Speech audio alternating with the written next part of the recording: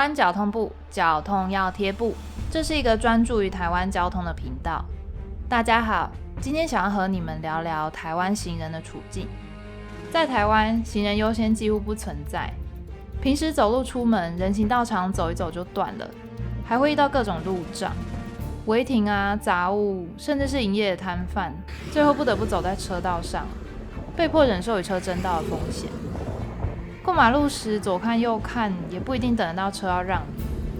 再怎么小心，车子还是不断从身旁呼啸而过。担心受怕的走着，也不保证能安全过完。你知道吗？2300万人的台湾岛，近年来的交通事故，每年都造成近17000名行人的伤亡。这和前2年以来累计的 COVID-19 感染人数可谓是不相上下。在台湾，每20人就有1名身障者，小孩和老人的比例也来到人口近 30%。为了因越来越多弱势族群的需求，台湾确实需要积极改善市区的步行环境。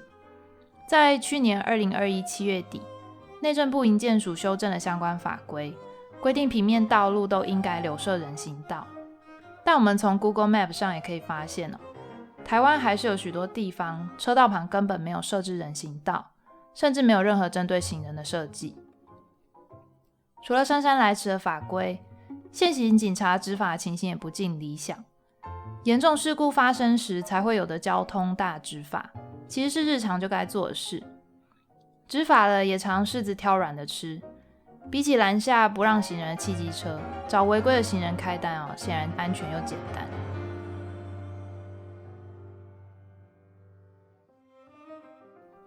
在台湾，行人会走的地方可以分为以下5种，我们分别看看他们各自遇到了什么样的问题。首先，所谓的实体人行道，也是我们平时俗称的人行道，它包含专供行人通行的道路空间、人行天桥以及人行地下道。而设置于车道两侧的人行道，它在视觉、触觉以及高度3个面向呢，都应该与车道做出明确的区分。不仅颜色会和车道不同，那表面也会铺上石砖等异材质。最重要的是，它必须要高于马路，避免车辆入侵和事故发生。而骑楼又称田仔腳，可以说是台湾人行道的原型之一。它具备了一项特殊性质，所有权私有，使用权公用。因此，所有权人得到了税务上的减免，条件呢，就是要把骑楼开放给公共使用。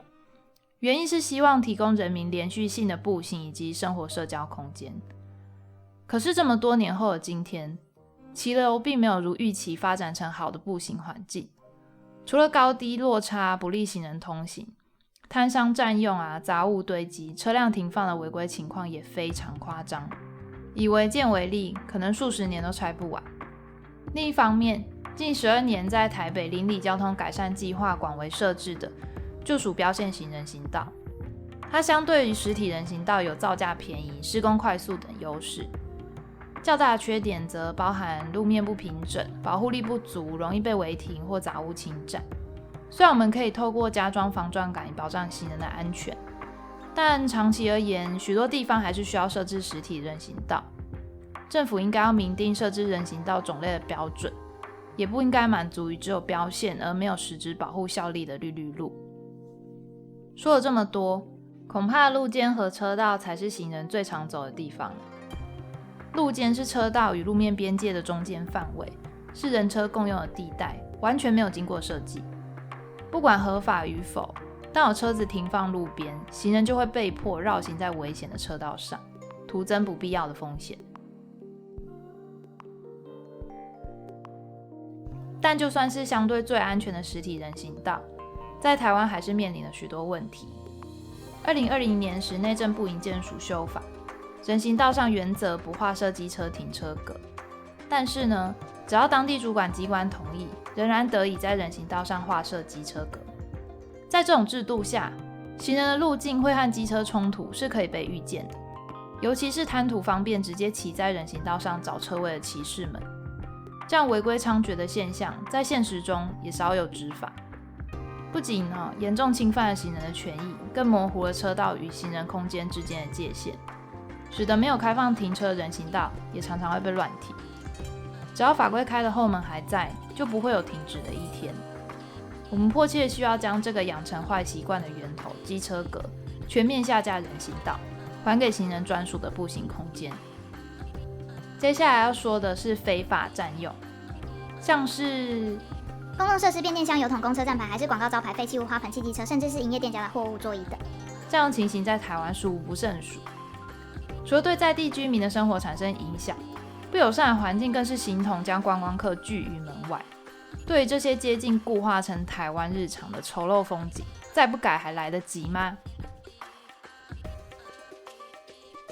即使机车格退出，杂物也清除，缺乏硬体设计也可能是人行道上发生事故的帮凶。短时间来看，要达到事故清零并不大可能，但是我们可以透过工程，也就是硬体设计，去阻绝可预期会发生的危险。例如在人行道增设栏杆，小朋友一不注意跑到车道上被撞的事就有机会少一点。最后，人行道缺乏连续性也是一个大问题。走一走就断了的路，对四肢健全的我们来说是一种阻碍，对身心障碍人士而言更是艰巨的挑战。不敢出门的大有人在。都市设计之初，若能将弱势族群的需求一并考量，增设无障碍设施，才有可能成为更健全的社会。回过头来看，要建造一个人本交通环境，光是人行道这个环节就相当不容易，而我们迫切需要改善步行友好程度，理由不只是行人相对于车辆更加脆弱。一旦我们不把经费花在保护预防事故上，那就只能花在事故发生后的社会成本上面。但我们其实都清楚，伤亡远远不只是金钱数字，而是家庭的破碎与痛苦，还伴随着社会人才的损失。所以极力避免事故的成本固然很高，但这一切都值得。身为行人，一起来分享你的经验吧。喜欢欢迎按订阅。下一集我们将讨论行人过马路的诸多危险，以及人本都市规划的概念。我们下集再见喽，拜拜。